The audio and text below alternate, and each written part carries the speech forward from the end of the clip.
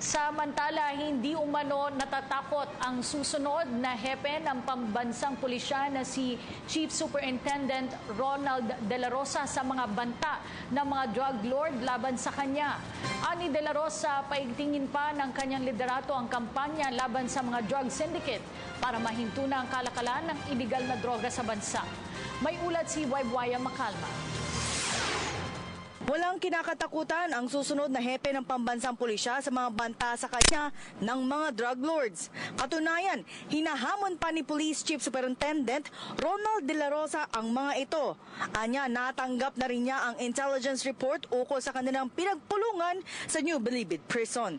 Ito ay ang pagbibigay ng pabuya para sa kanilang dalawa ni President-elect Rodrigo Duterte na 10 milyon para sa pagkakahuli at makakapatay sa kanila. May information na karating sa akin, galing from the inside, galing sa loob, na gano'n nga, dudublihin nila.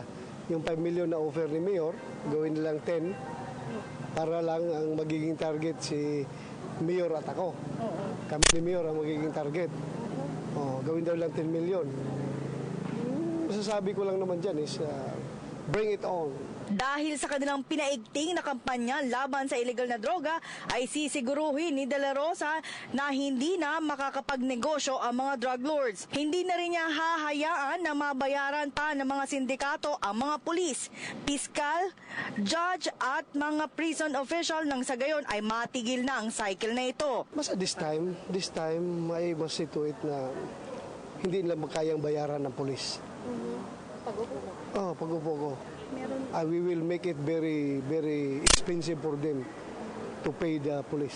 Sa kabila nito ay hindi natatakot mamatay si De La Rosa lalo't sa kanyang mga plano laban sa illegal na droga. Hindi man siguro ako ganun kagwapo na takot ako mamatay. Anytime you can kill me. Sabi ko, bring it on. Punta kayo dito kung gusto nyo.